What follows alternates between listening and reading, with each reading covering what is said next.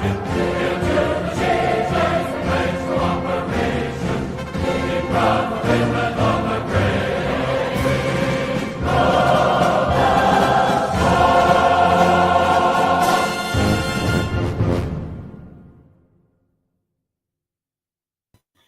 we back?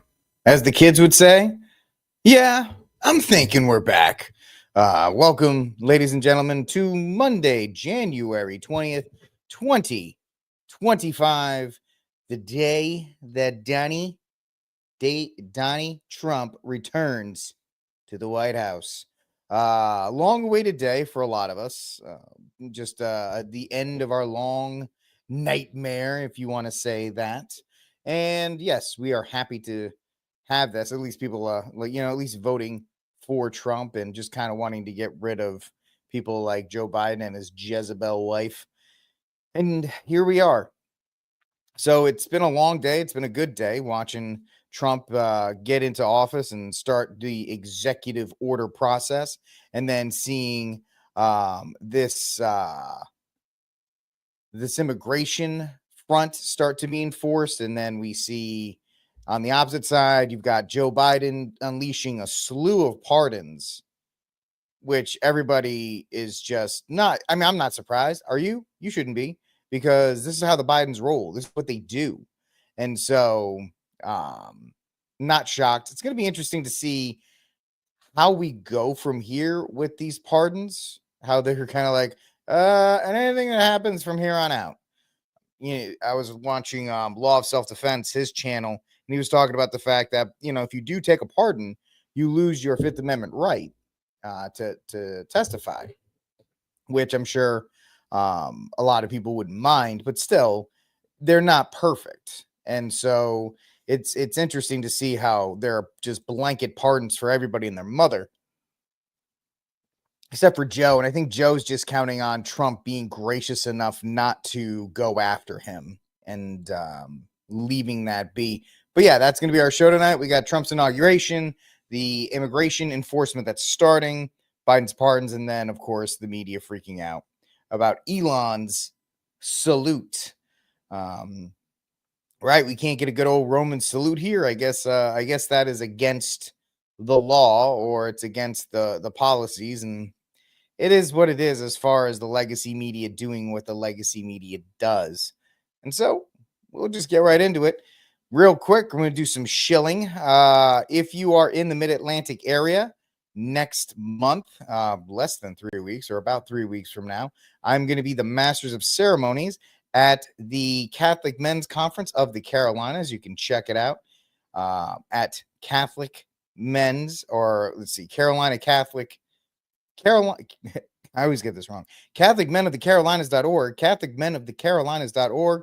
February 8th, 2025. Myself, along with the Bishop of Charleston, John Frankman, Anthony and Rob of Avoiding Babylon, John Edwards, Catholic for Rednecks, and Enoch, who will be performing and presenting as well. Check out, you can get your tickets once again at CatholicMenOfTheCarolinas.org. I hope to see you there. And if you like books, I know you like books. Books are amazing. Why don't you check out my book, The Armed Catholic, The Catholic Case for Guns and Self-Defense, which you can get at Amazon.com. All right, enough of the shilling. Let's get to our first story of the day. And as you can see, the New York Post with their banner, it's Inauguration Day, ladies and gentlemen. That's right. I'm sure everybody watched it live. And if not, I'm sure you've seen the clips of it and everywhere. Big news. It was in the Capitol. They said for weather conditions. He was passing them out like candy.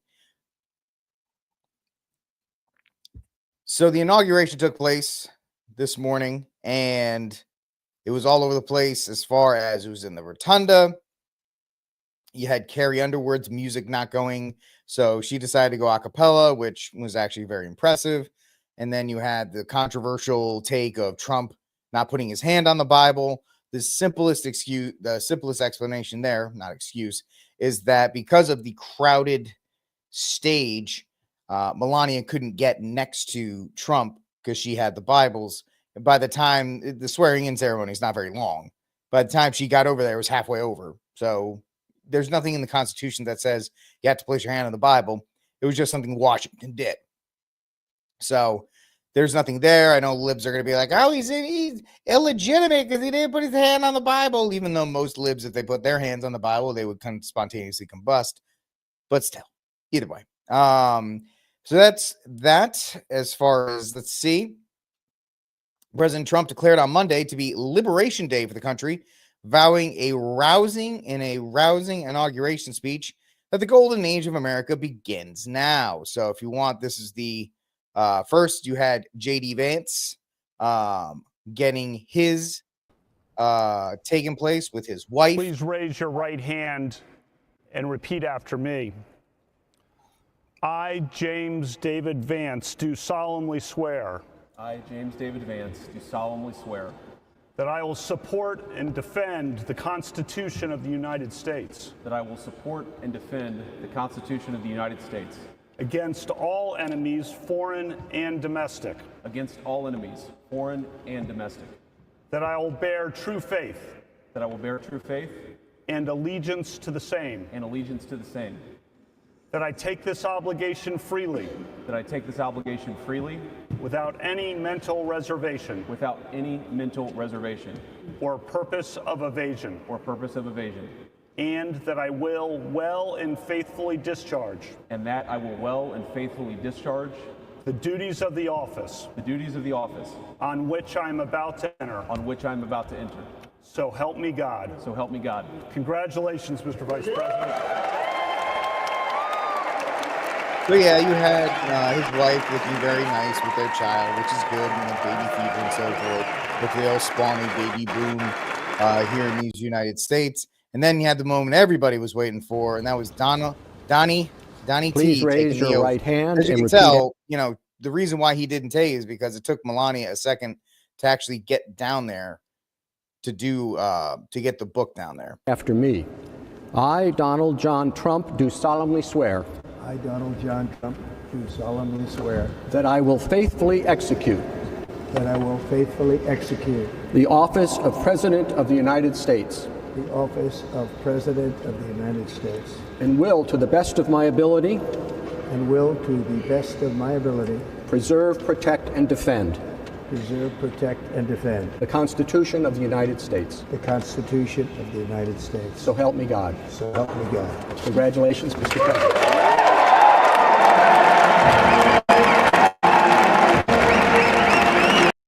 There you go. That was his inauguration, the actual swearing in, and then they had the one moment that everybody's kind of wrapping their arms around. And that would be this. Speaker Johnson, Senator Thune, Chief Justice Roberts, Justices of the United States Supreme Court, President Clinton, President Bush, President Obama, President Biden, Vice President Harris, and my fellow citizens. The golden age of America begins right now.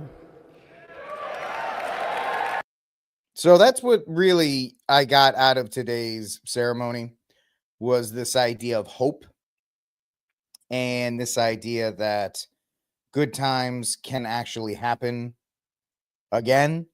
And so if you're going to take anything from this ceremony, it was that his speech was great. I don't have enough. StreamYard only lets me have 10 clips, and I could easily fill up 10 clips just from his speech. But yeah, he kind of went on with a bunch of things. He mentioned Panama and how Panama was very important to national security, which I think we were all talking about. Didn't mention Greenland, but he mentioned Panama.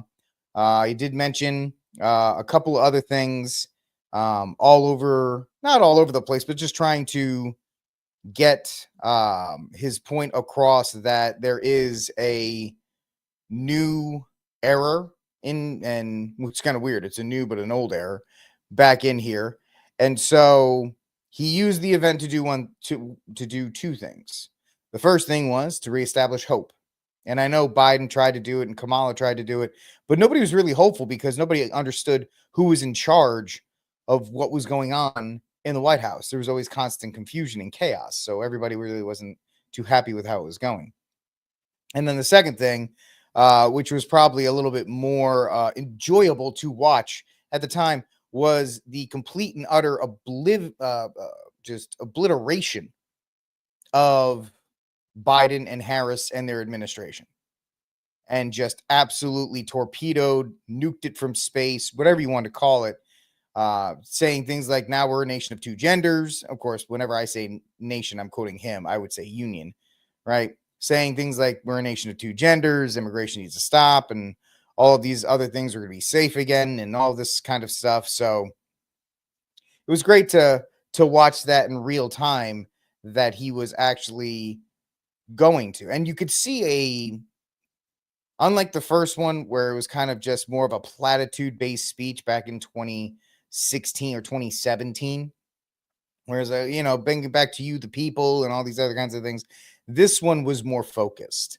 And that's what a lot of people are seeing as a hallmark, or could be a potential hallmark of this administration, is that it should be working at record speed.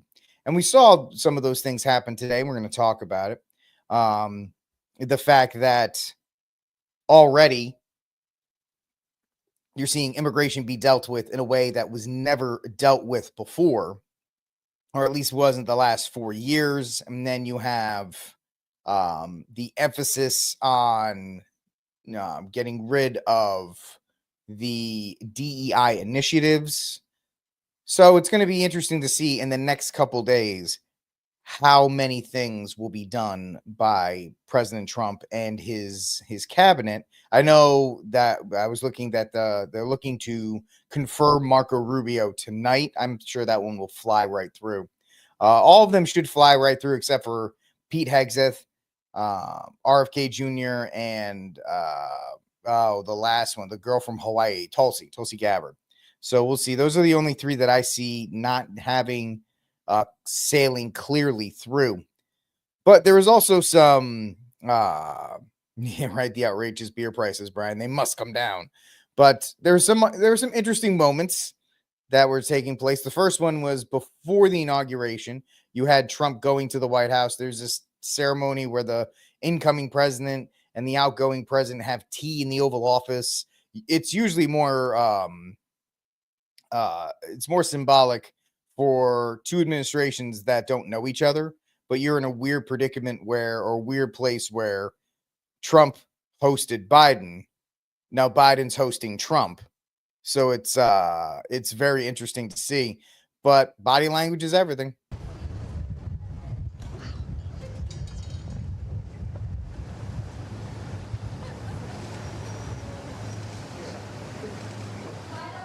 And of course, Joe doesn't know where he is.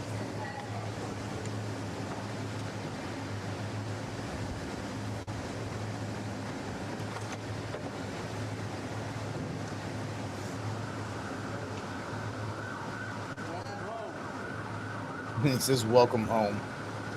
And it's Joe. It's Joe being Joe.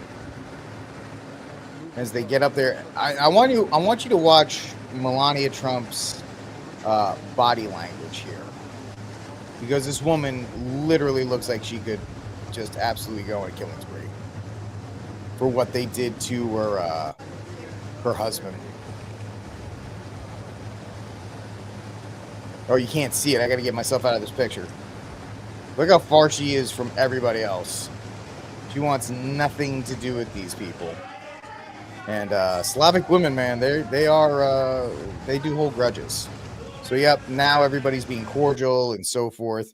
And it was actually kind of funny because they had Marine One, which is the helicopter that the president goes on. It's actually one of three, positioned on the south side or the back side of the Capitol for whenever Joe Biden, or when they were done, so Joe Biden could get in the helicopter and essentially just be flown off into the sunset, if you will.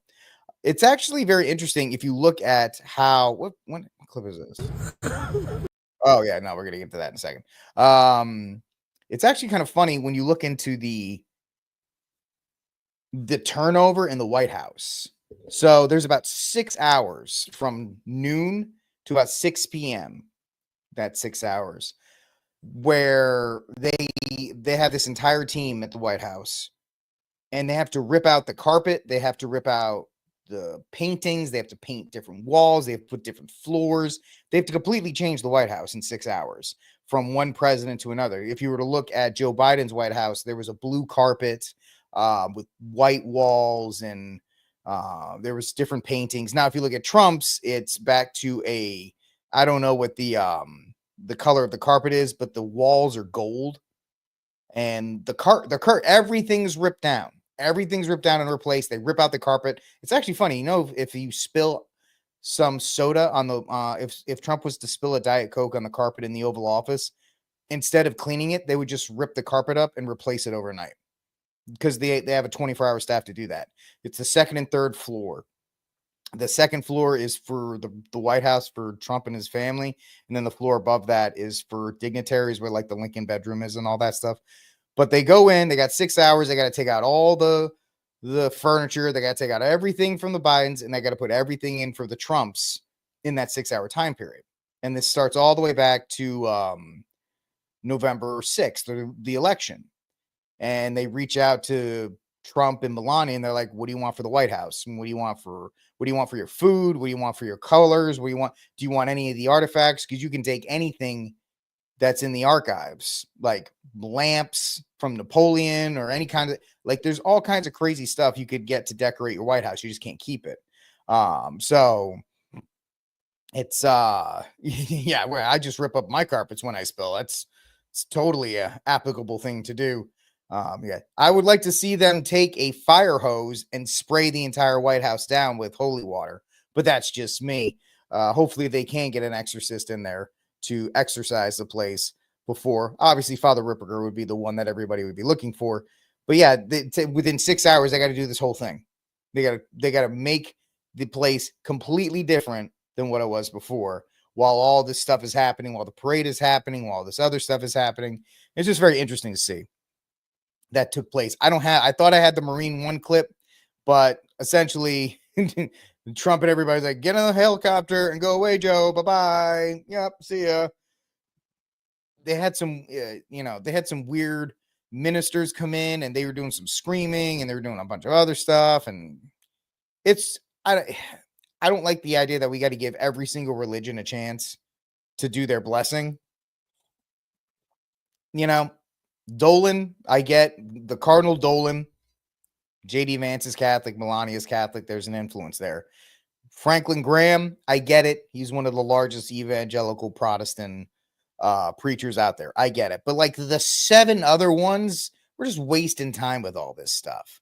So it is just kind of crazy with that regard. So that's the inauguration. I mean, you could talk about it for hours, but it went off without a hitch. I know a lot of people were worried about that because, oh no, we got to move it inside because of the cold. But is it because of the cold, or because of drones, or because of this? And then the police departments don't want to work with the secret Capitol Police and all these other things, and blah, blah, blah, blah, blah. And people don't, I said this back, or maybe I didn't say this. Everybody's asking, why was Dolan there? But if you watch the reopening of Notre Dame, which I did, it was just on one afternoon, Dolan was there. For some reason, Cardinal Dolan was at the reopening of the Cathedral of Notre Dame. And when he walked by Trump, he actually gave him a salute. And that's right. It was right after Trump won. And I'm like, oh, look at these guys. Look at these guys. They're back. So it's interesting to watch that either. So it's I don't get the extra pastors or any of this other kind of stuff, but everybody's got to be represented. Blah, blah, blah, blah, blah, whatever. I don't care. Just waste time. It's a waste of time. And so then they moved to the Capital One arena, which we'll talk about later with Elon's salute. I know Mendez mentioned something earlier about cash, and since we're talking about the here we go. So Kash Patel went up because they did Elon Musk went up, Kash Patel went up. There was a bunch of people because they got to spread this thing out for hours. So Kash Patel went out, and his speech was actually really good up until the end. When he said, Kash Patel said the American dream belongs to the world. And everybody went, oh, come on, man. We just voted for people not to do that. We didn't want the American dream for the world. If they want to come and pay their dues for the American dream, that's fine. But it doesn't belong to anybody else. So Mendez writes, dude blew that one. Nope, it belongs to these American people. Otherwise, it's a good speech. It was actually a really good speech. It's just at the very end, everybody else was just, we got to do this whole thing again. But yes, so that's what took place there. At the same time as Trump was being inaugurated and he was giving his speeches, we were starting to see things happen at the border. And this is what people like myself are saying. Hey, day one, shut the border down. Let's get this thing enforced and let's stop the migration raids that are taking place.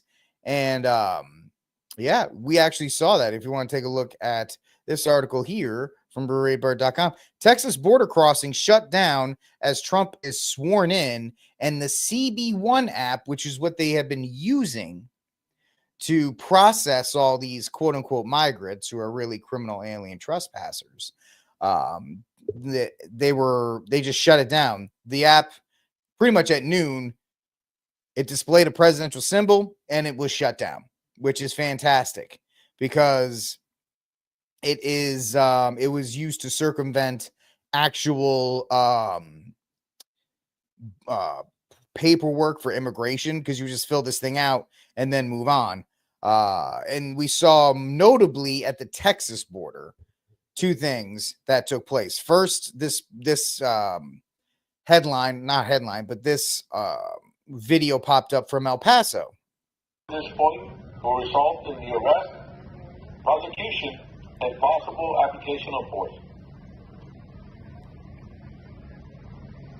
The port of entry to El Paso. Esta es una área restringida federal, fuera de los límites de personal no autorizado.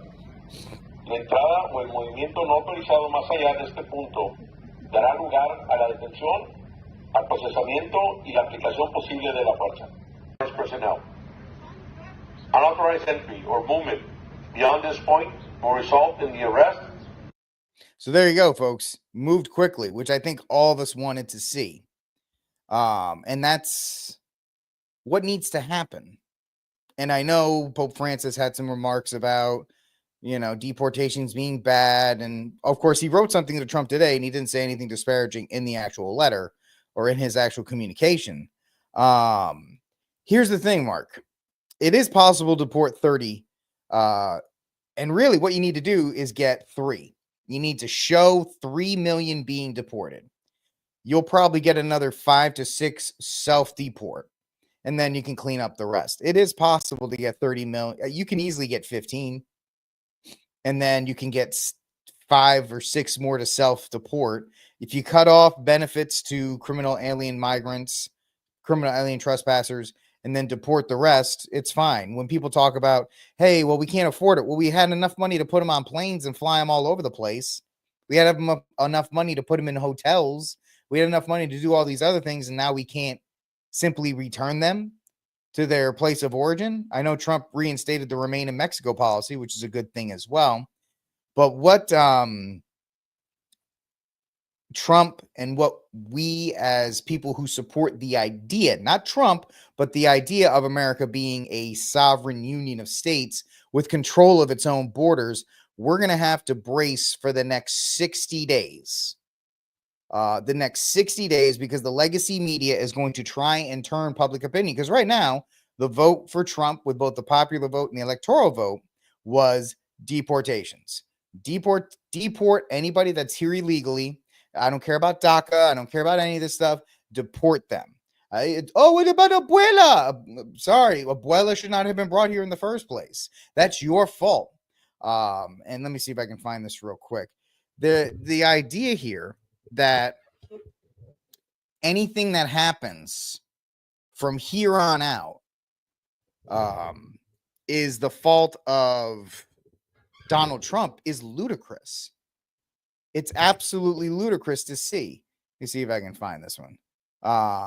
There is a yes, here it is. So let me see if I can get this up here. They're putting these up, these pictures, and we're going to see a video in another moment. These pictures right here. These photos of crying immigrants after they found out their appointments made in the CBP1 app were canceled. The Trump administration deactivated the app. Look at these crying migrants, these people. Why can't we give them a chance? You're so cold-hearted. They came all this way. Look at them. Look at them cry. Look at them cry. That's your fault. That's what they're going to say. It's your fault that this is happening. What are you going to do now with these people? How can you live with yourself? By allowing these people who came to the border. This poor woman had a 1 o'clock appointment and Trump canceled it. You know what? That's Joe Biden's fault. I want you and everybody who's listening and watching can tell anybody this statement. I give you all permission to say. I want you to understand, and I want you to hear me as clearly as possible. Where were you people? Where was the news media for 4 years as women and children were being exploited via coyotes and cartels? Being unimaginable things. They were being assaulted and molested and harmed and killed and dragged and beaten. Silence from all of you people as you encouraged them to come here because you all believed you lived in your little ivory towers and that mass migration would never affect you. You would still have your stupid jobs tweeting and working at the Washington Post and having your cabinet positions and working at Amazon and all these other places as you promoted illegal labor to undercut American jobs. And the absolute horror conditions that when people brought these up, you said, oh, what are you talking about? Remember when the idea of coyotes came up and people in the press said, fact check, the animal that is a coyote doesn't smuggle people. It's like, blank you. You know exactly what we're talking about when we say coyote. We know exactly what we're you know what we are talking about. And we know what we're talking about because people on the border have been dealing with this for years. So while you were silent and while these women and while these children were being beaten and brought over and abducted and being forced to pay money they didn't have to cartels and to coyotes to maybe make it here, and you didn't say a word, there wasn't a peep out of you. But now Trump is just doing something simple as reinstating the law on the books.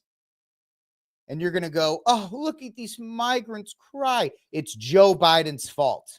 Yeah, the Catholic Joe Biden, every single one of those people crying in El Paso on the other side of the border, that's his fault. That's Jill Biden's fault. That's Jean-Marie Pierre's fault. That's all their fault.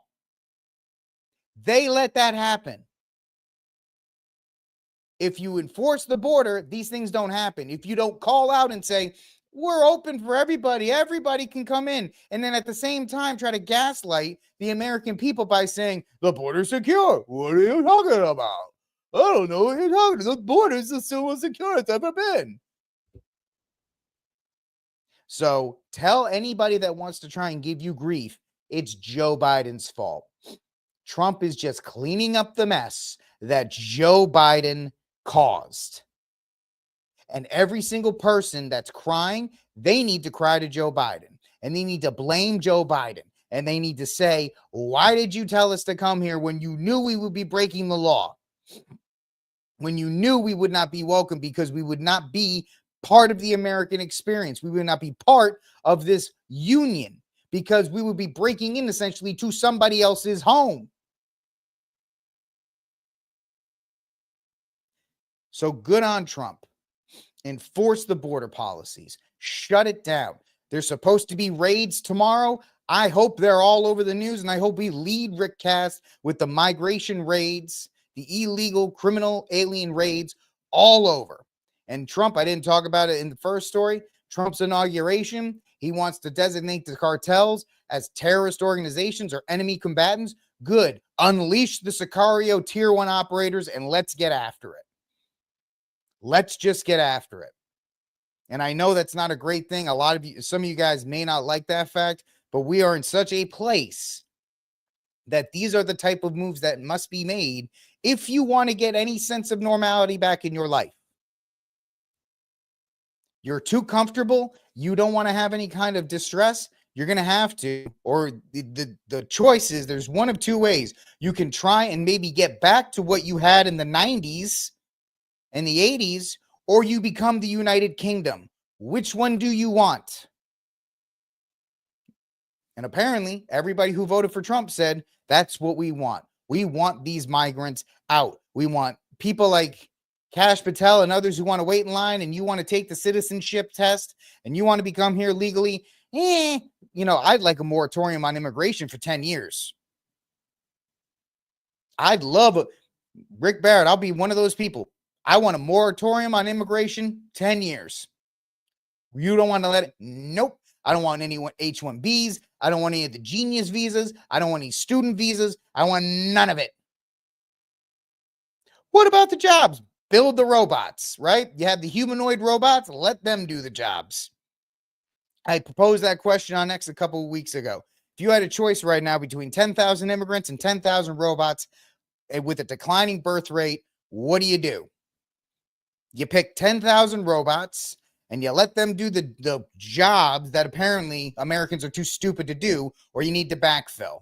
Let them do them. Deport anybody that does not want anything to do with the ideas and values of the state of Texas or the state of Tennessee or the state of Ohio or the state of New York or the state of... None of them. Get them out. Go. Society matters. Culture matters. And every single immigrant that wants a caste system or that wants to install a different religion that is completely antithetical to American values cannot and should not be welcomed here. And that's what the American people wanted. That's what the American people voted for. They want to return, make America great again. They want to live in safe communities. They want to be able to have a chance at the life that their parents and their grandparents had. That's when I say the robot thing, people don't understand. The robots are a scaffold if you get into like serious baby making mode and your population focuses on having children. You can branch out for 10 to 15 years or however many years until you can get your population to replace them. And then you just scrap the robots. The robots aren't a permanent replacement. They're a temporary replacement. At least you can tell them, you hit them with an EMP and shut them off. So you see the immigration policy being enforced. The Remain in Mexico policy is in effect. Cartels are going to be designated as foreign combatants. The CBP-1 app is gone. This is not going to be an easy journey either, folks. This is not going to be an easy journey either. Because do you take a look at this? This happened today. I don't know if anybody else has been talking about this, but this happened this afternoon. A Border Patrol agent in Vermont, the northern border that we don't talk about because Canada's filled with people that are not Canada is an absolute mess because they did the mass import strategy. And now they're like, oh, wow, we have an entire population of people that want to import a different system of way of living than our own.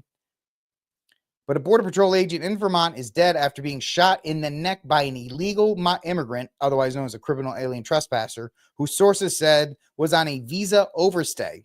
Sources say the agent was conducting a traffic stop when he was shot. The shooter is also dead.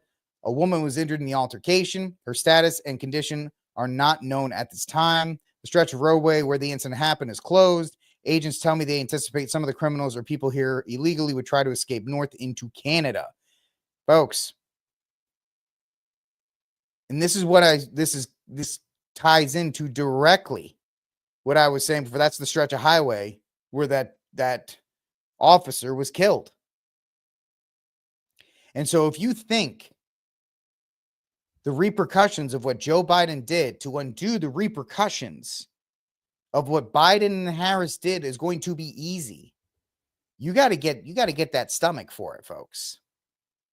It's not going to be easy. And there's going to be a lot of pushback by the left and by those who don't want to go. All these illegal immigrants that say, Viva, whatever, take your country. India's great. Mexico's great. China's great. Whatever it is. And then it's like, you're going back to Mexico, China, and they're like, I don't want to go. I mean, on The Big Bang Theory, as awful as a show that was, one of the main points of one of the main characters was Indian, and one of his traits was he didn't want to go back to India. That was literally a talking point. Too many people, 4 years is a long time to get entrenched and to get comfortable and to get accustomed to this way of life, to living here. And the thought of these people having to go back, they don't want to do it. And they're not going to go easily. And so I'm telling you, ladies and gentlemen, you must be ready. There's one more thing I think I can find as well. Let me see if I can find this real quick so I'm not going all over the place on here. This was found the other day. It's a day old, so you're going to be looking at, follow me at Stradcast on X, and you can see all these amazing posts as well. Come on. I'm working off of like one. Here it is. Folks, nobody's even talking about this. Deputies in Cochise County, Arizona, seized 10,000 rounds of 50 BMG. 50 caliber BMG. 10,000 rounds. That's not an amount that you can buy at Cabela's. Nobody's buying 10,000 rounds of 50 BMG at Cabela's. And nearly 20,000 AK rounds stuffed into vehicles and transported by asylum seekers, quote unquote. Sheriff's officials tell Fox 10 Phoenix. ATF and Homeland Security are now looking into it. Ladies and gentlemen, there is, I'm not saying like civil war or any kind of strife or any of these other kinds of things, but there are consequences to what the Biden-Harris regime has done. I hope you're frosty, and I hope you're ready for it. I hope you're trained for it, and I hope you have plans, because these things are going to escalate. It is like a wounded animal. You can take a lot of these immigrants, and we saw a lot of these criminal aliens we saw on Friday. A lot of them were already starting to leave. They're like, I'm out. I'm done. See ya. But those that do not want to leave are not going to leave quietly. I think we need to take that into account. All right, folks, you're watching Rickcast. I am the aforementioned Rick. Like, subscribe, share, hit the notification button if you like what we're doing. Help the show grow. My awesome people on X and on YouTube. There's some great conversations going on in the chat room right now and at the YouTube page. They're going back and forth between robots versus immigrants. I'm not even trying to make it that way. I'm very staunch in my position. If I had to choose, all right, because they tell you, well, the population's, our population is fading fast. We're losing people. We're dropping. We're in a crisis. So we need the immigrants. No, deport them. Use the robots. Use the robots to fill the gap. That's that's Rickcast's official position.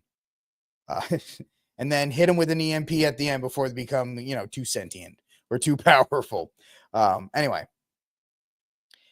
it is. And here's the thing. I don't think the legacy media understands how much of, I don't want to say a taste, but how much of a mandate Trump has on getting rid of those who are not here legally, those who are taking money out of the hands of America, out of people of this union. Right? So, yeah, right.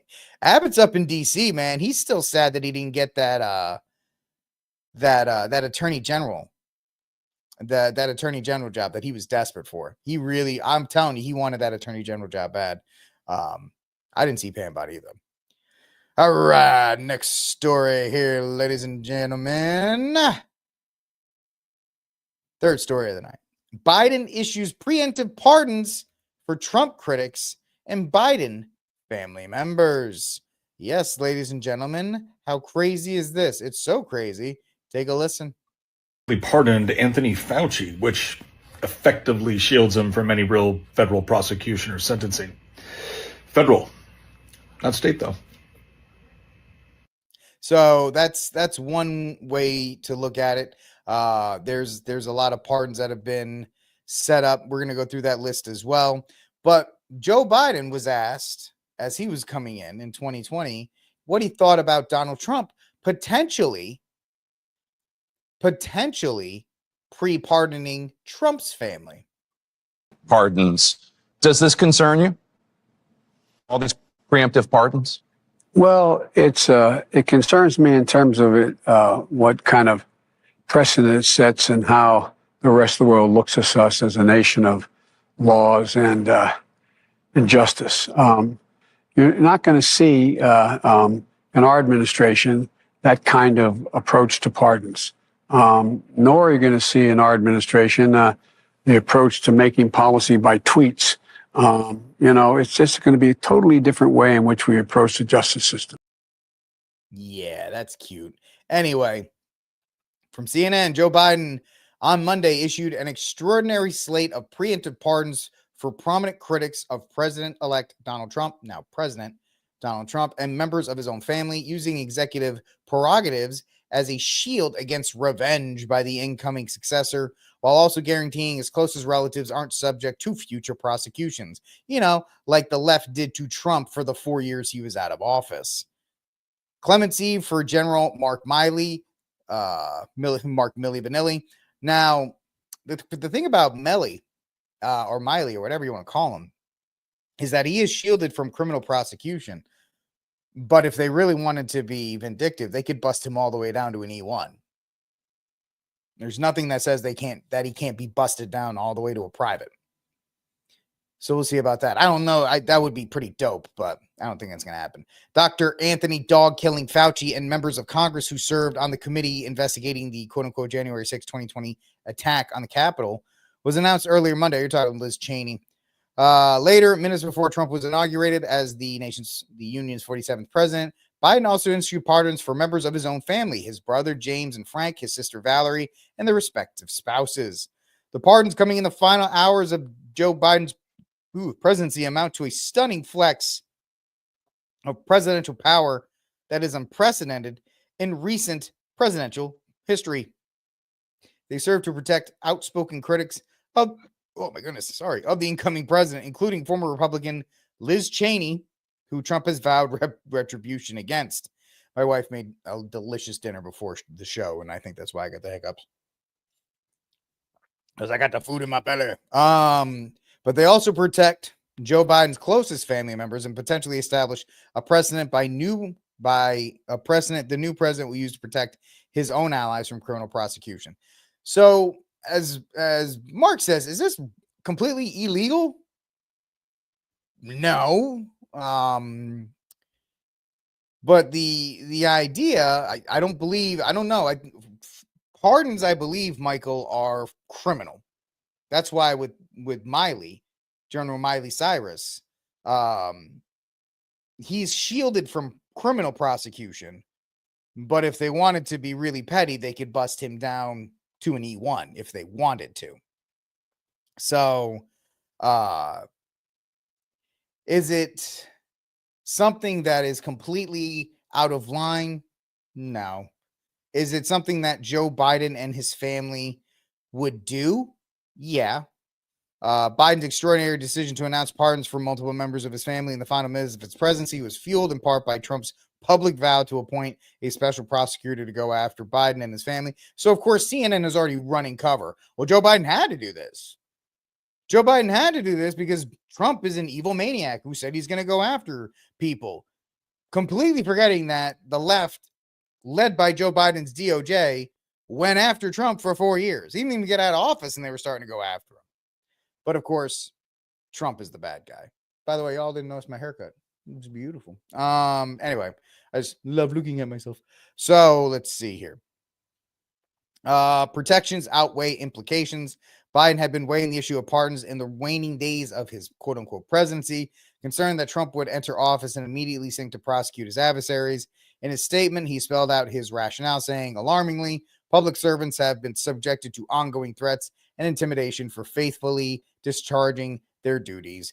Blah, blah, blah, whatever else they want to say. Joe Biden, as he leaves public life,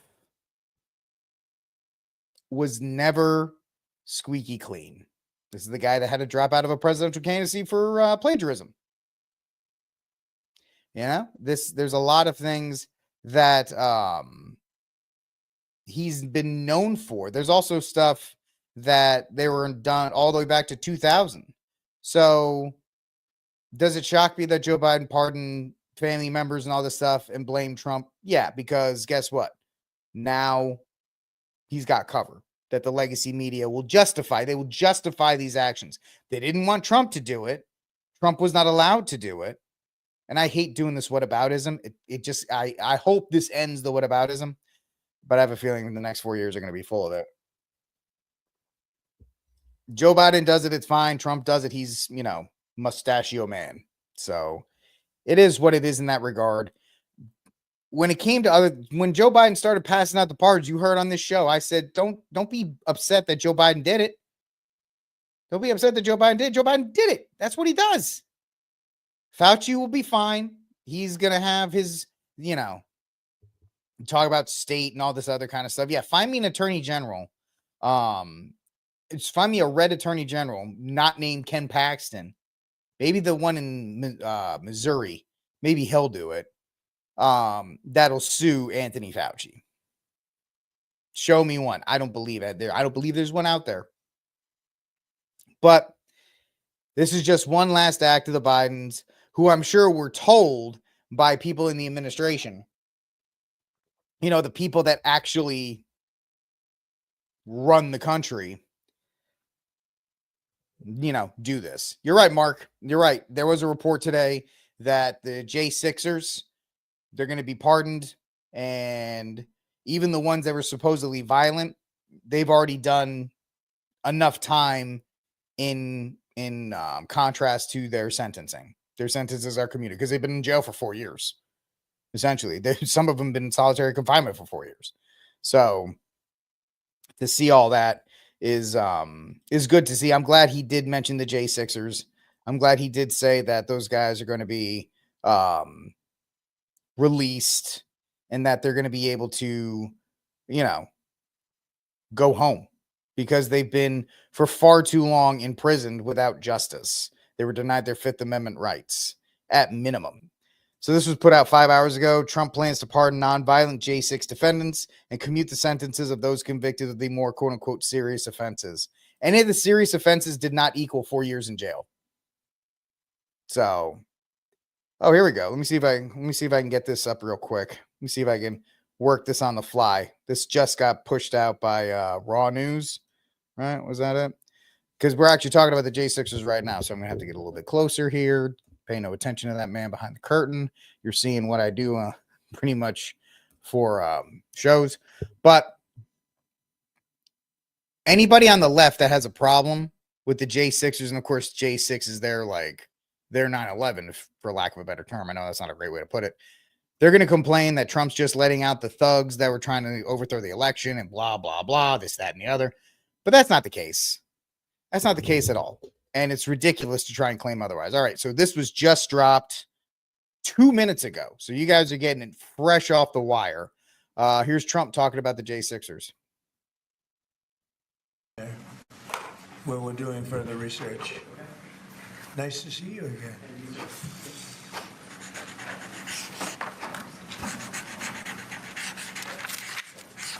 So this is a big one.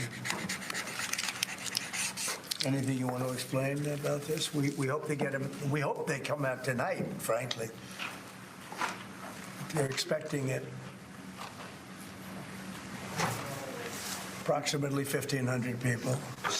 Six commutations. Were there any cases? 1,500 people in 6 commutations. There you go. G-Money. I talked about the fact that in the last segment, they have 6 hours. They switch out the entire White House. The Oval Office and the living quarters, in 6 hours, they switch it from one to another. Decorated and everything. They spend, from November to now doing it. Yeah, Mark, I'm sure he's been up all day, and I'm sure, the idea that he's been running for office for almost 5 years now, ever since 2020 took place, and now he's finally there. There might actually be the weight of, because once he won in November, it was like, okay, we got to get to the 6th to make sure he gets certified. Then it got certified. Okay, now we got to get to the 20th, and we got to make sure he gets sworn in. Now he's sworn in. Now he's in the Oval Office. maybe there's a moment where he's just like, I can't believe this whole thing happened, you know, in addition to getting shot in the ear and all these other kinds of things. So yeah, I don't blame him for looking tired tonight. Right. And 900 rallies and all the other kinds of stuff. But there you go. You did not mean for part of people. We're looking at different things, but the commutations would be the ones that we'll take a look, and maybe it'll stay that way. So yeah, Trump just commuted the sentence of the 1,500 J6ers. That makes me happy. Right? If anything else, that makes me really, really happy to just see. That's something that's something that was in a long time coming, something that needed to happen, because it was just a miscarriage of justice. These people lost 4 years of their life for political reasons. These people had nothing. It was people who walked in or they weren't even in the Capitol. It set a dangerous precedent. So yeah, Biden may be issuing his pardons, but Trump just did it in the same day, and he did it for the right reasons. So that's I'm glad to have seen that. And you guys saw it live. That was as breaking as it gets. I just happened to look over here, but yeah, he just signed it, and that's it. And he just signed an executive order right now declaring the cartels as terrorist organizations. So it looks like they're going after him. I mean, he said he's got like 200 executive orders that he's going to sign today. I don't even know how many he's signed at any point. So it's kind of funny that people are like, oh, well, this is crazy. This is this is that. Nope. This is something we were all hoping for. So I've just taken a minute to say, he did do it on his first day in office, right? He did it on his first day in office, and he's withdrawn from the Paris climate agreements. He's done all those things that, he promised, at least up to this point. I mean, presidents have done less in their administrations. And the fact that Trump was able to get the 1,500 J6ers pardoned, huge. Paris climate accords, huge. Immigration stuff, huge. They're all huge, right? Getting all these things done on day one is amazing. And of course, that just reflects, by the way, I don't know if we actually see that here. Do we see it? I'm going to show you this picture. Give me one more second. I want to show you this because this is just absolutely amazing. And I don't need anything else. Take a look at the amount of. First, we have a list of pardons and commutations actual events that occurred on January 6th. Executive orders that are on here. See if I can make this. I think this order will apply to approximately 50. We have a list of escape. So this is January 6th. These are the hostages. Let me see. Let me show you this. Wrong one. Hey man, it's just me. Please be patient. Check this out. Look at the amount. It's absolutely staggering. Look at this. These are all executive orders. These are all executive orders right here. There's got to be at least 100 there, maybe more. In that area. Come on, Rick. Are you kidding me? No. Oh, that's why. Sorry, I'm an idiot. Look at this. I don't know if you all can see these on his desk. Those are all executive orders right there. Right around his phone. There's more executive orders than there is desk. And he's just trying to get it, he's trying to get these things signed. And it's reflective of the fact that he's only got 180 days before the squishy Republicans run away and all these other people run away.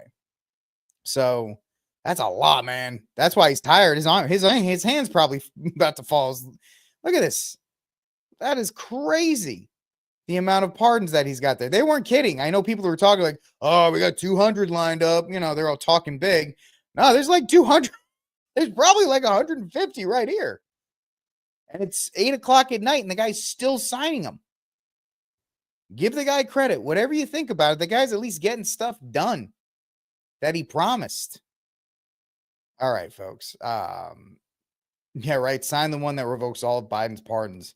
That would be gangsta. All right, I got one more story I want to talk about before I get out of here. Let's see. We can get rid of that one. Here it is. Elon Musk's salute goes viral. Critics quickly respond, comparing the tech billionaire salute before a crowd to the mustachioed man's version. So you can watch it. Yeah, right. The guy, there was a whole lot of trees that died for those executive orders. This is Elon's salute. Just the Roman salute, man. He was just into, and of course, not only as soon as he did that, CNN went ballistic. That he gave again, just if anybody missed it, we'll just show it again. He's just wrapped up here. You can hear the. All right, so we just showed that. We just showed that. Look at it. These people are just like, oh my gosh, I'm so happy Trump's back in office. We have stuff to talk about instead of Joe Biden's dogs. Right. It's worth salute. It was quick. I think our viewers are smart and they can take a look at that, but it certainly was, it's not something that you typically see at American political rallies, let's put it that way. No, it was not something that you usually would see. And it was quick, as you point out, it was very quick, but it was... A couple of chickens here clucking about something. It was in a moment of intensity for him as he came out dancing, and then he did that. He is a hero here. And I just want to say thank you for making it happen. Right. Thank you.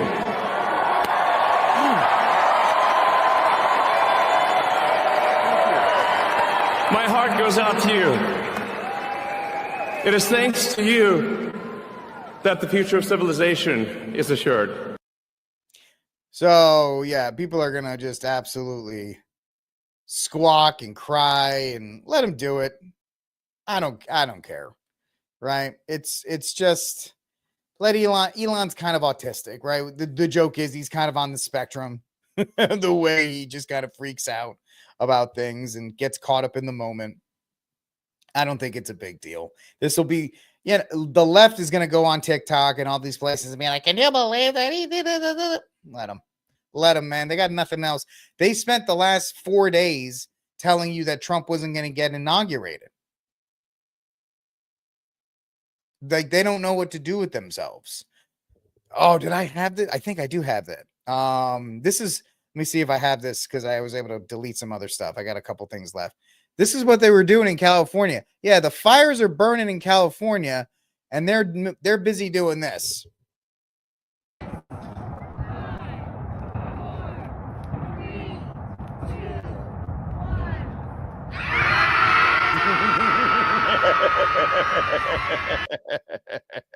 And they recreated the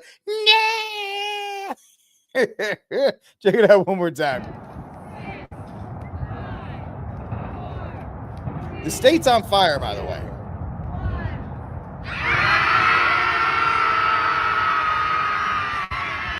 So this is going to be a little bit of a nerd quote, and this is for the ladies. One of my wife's favorite films is Mean Girls.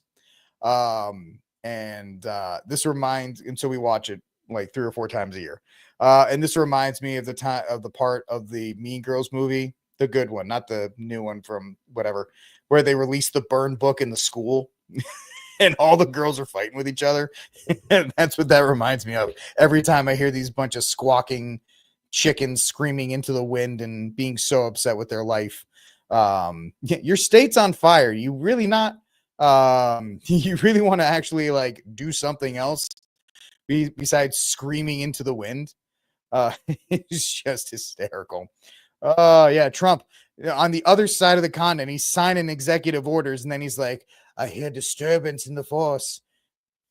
It's like 25 Karens just screamed out in pain, and then he just stops. So I love it. I hope you love that too. I got one last story before I wrap up. I was supposed to do it at the beginning. Blah, whatever. You guys are just hanging around with me. You love it anyway. So let's see here. We talked about that. Trump's stacking executive orders like people stack checks. Hold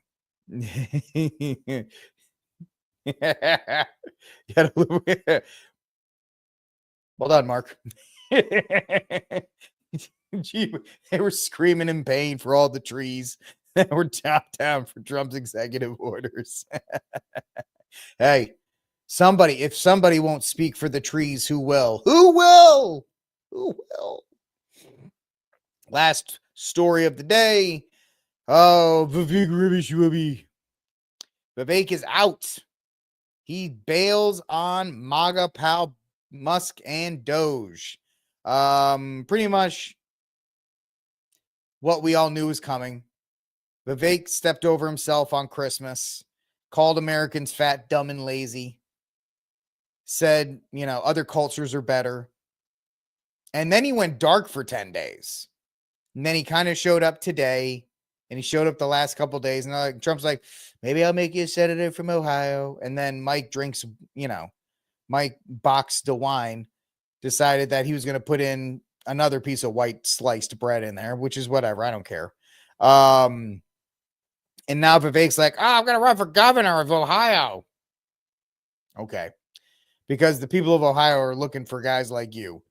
And I mean the flamboyant type, not the fact that you're Indian. They don't like flamboyant politicians in Ohio. And Vivek's too much of a smooth talker for that, right? He's too slick to win he could win in a different state, maybe.